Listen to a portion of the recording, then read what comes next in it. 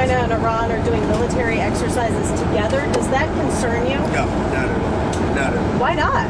Because we're stronger than all of them. We have more power than all of them. I rebuilt the military. Unfortunately, Biden did nothing with it, but I rebuilt the military. But we don't want to even talk about that. I think if you look at what's happening and if you see what we've done and if you see where we've come, and let's see what happens with the whole Russia-Ukraine thing. I think you're going to have eventually, and maybe not in the distant future, you're going to have some pretty good results coming out of Saudi Arabia this week. Are you going to resume aid to Ukraine if they sign the minerals deal with you? Well, I think they will sign the minerals deal, but we want them to. I want them to want peace. Right How do they now- show that? How do they show they want peace? Well, right now they haven't shown it to the extent that they should. I think right now they haven't, but I think they will be, and I think it's going to become evident over the next 2 or 3 days. I think eventually, look, we have to have peace, and I'm doing this.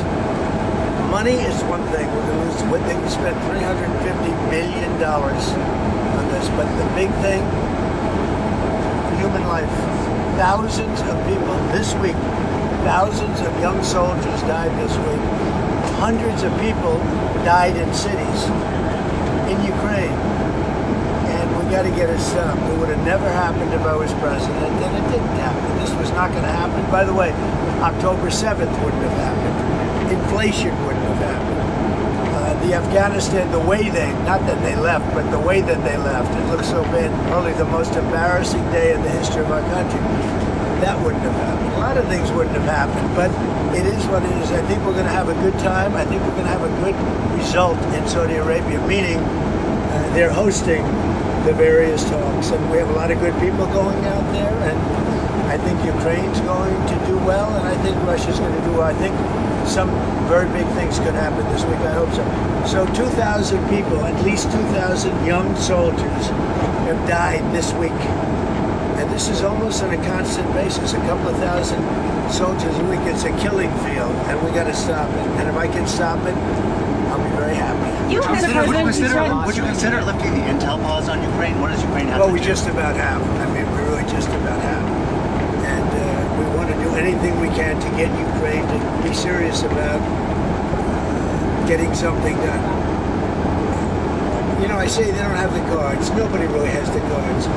Russia doesn't have the cards. They don't have. What you have to do is you have to make a deal, and you have to stop the killing. It's a senseless war, and we're going to get it stopped. You hesitated with Maria Bartiromo. Where are we? Are Yes, we sir. just We're close. We're close. We're just about ready to land. Are you worried about a recession? Maria Bartiromo asked you, and you kind of hesitated.